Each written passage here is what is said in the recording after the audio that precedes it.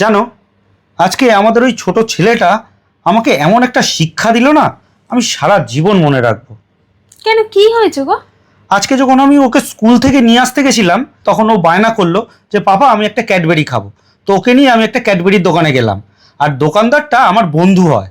তো আমার ছেলেকে দেখে বলল, আরে বাবু, তুমি কি নেবে বলো। এবার স্বাভাবিক, আমার বন্ধু বলে কথা। তো ওকে জিজ্ঞেস করলো, ও বললো না আমি কিছু নেব না। তখন আমার বন্ধুটা ওর সামনে একটা চকলেটের বয়াম খুলে দিল পুরো, দিয়ে বললো তোমার যে কটা ইচ্ছে এখান থেকে তুলে নাও। কিন্তু ও নিল না, ও না করে দিল।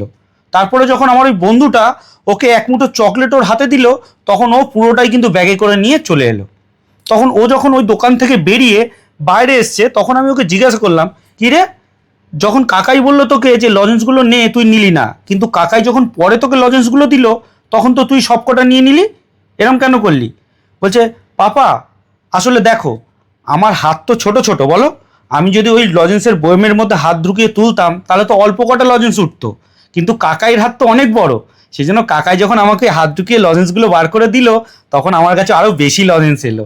ঠিক একই রকমভাবে আমাদের জীবনে আমাদের চিন্তা ভাবনা, আমাদের পরিকল্পনা কিন্তু অনেক ছোট। সেখানে ভগবানের চিন্তা, ভগবানের পরিকল্পনা আমাদের জন্য অনেক বড় করা থাকে। আমরা নিজেদের জন্য যতটুকু ভাবি, তার থেকে অনেক বেশি চিন্তা, অনেক বেশি পরিকল্পনা ভগবান আমাদের জন্য করে রেখে দেয়। কিন্তু আমরা সেটা বুঝতে পারি না। আমরা কি করি, এর ভাগেরটা নিয়ে নেব, ওর থেকে ওটা কেড়ে নেব। কিন্তু আমাদের এইটুকু হাতে কতটুকু আসবে? কিন্তু উনি যখন দেবেন, তখন অনেক বেশি পাবো। আমরা যতটা ছিনিয়ে নিতে পারবো, তার তুলনায় কয়েকশো গুণ বেশি পাবো। কিন্তু সেটা কজন মানুষ বোঝে?